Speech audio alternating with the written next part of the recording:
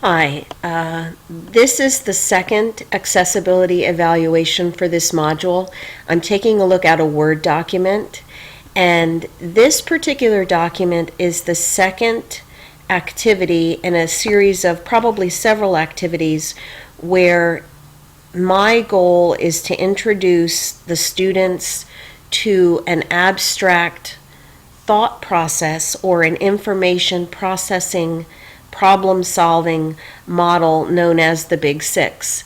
So we use the analogy of creating a really good banana split. They break down the steps, or the steps of creating a banana split are broken down into a series of 6 steps.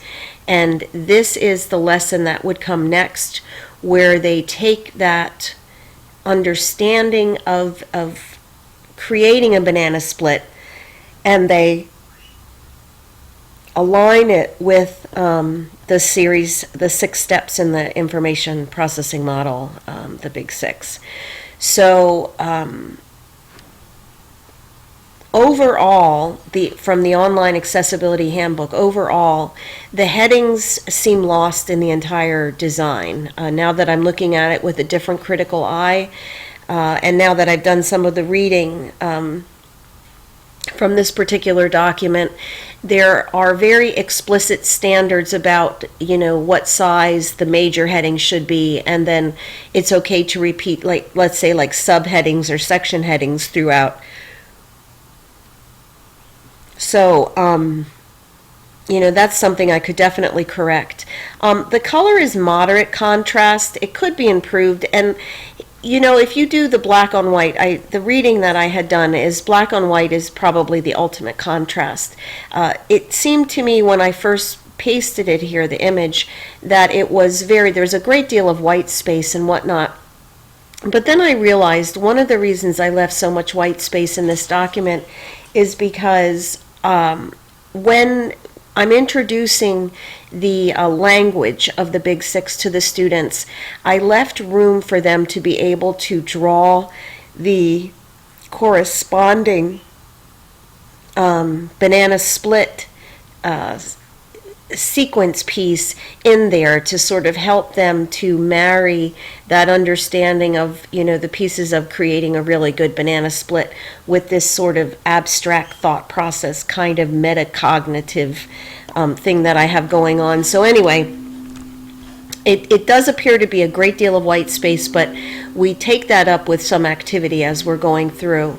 I did not attach alternate text to the images, but the directions for that are included, and the navigation does seem somewhat disjointed, and I think the reason for that is because when I did the layout, I had my 1, 2, and 3, and I was kind of trying to stay away from being real, I guess, left justified or right justified or whatever. I kind of wanted it to be a little bit more fluid as far as a document went.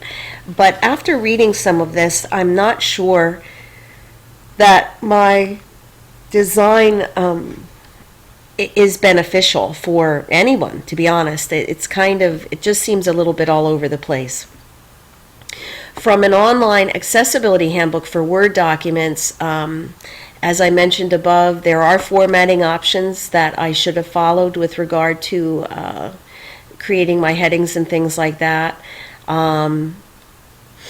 The things that could be considered a list, and not in a formal sense, it might help if I add bullets to some of my questions that we go through. That might help direct the students.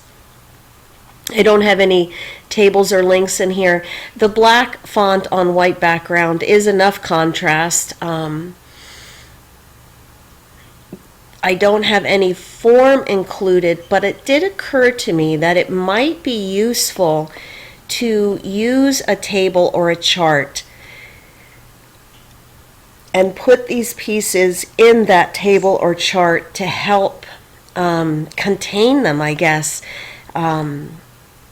It probably would be just a better handout if I kind of cleaned up some of that sort of splashy, wishy-washy kind of motion that seems to be going on. And it's funny, I really do like this assignment. I love this assignment. This is one of my favorite ones to teach, and yet I never really picked it apart as I am today. So I have some work to do for the next time I present it. I went into the Word document and I did try the accessibility checker, and it told me that I had some warnings with objects not in line and repeated blank characters. And when I went to look what that meant, a warning means the content that in most but not all cases makes a file difficult for people with a disability to understand. So again, I guess that's good that I'm only in a warning phase, but it's a good suggestion to follow up. I'm so sorry for yawning. I don't know why the minute I start doing this I yawn. From a universal design handout, the size of the text and the images, it's adequate. There is contrast. It could be, typo, could be improved. The color for emphasis, I tried to pull out when the students would be doing a mental action or a physical action with regard to the process steps.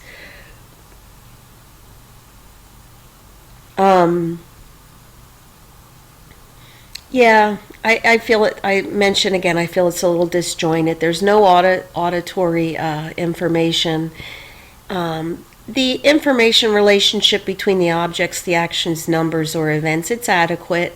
There is a balance that exists between the descriptive for language and symbols as relative, of course, to this activity. Visuals do provide cues, so I feel like at least when I went to build it, I tried to put an image in there that would help convey the series of meanings or the steps. As far as connecting the gray cells with prior knowledge, content is presented as a set of visual steps. The background knowledge is the activity for making a banana split.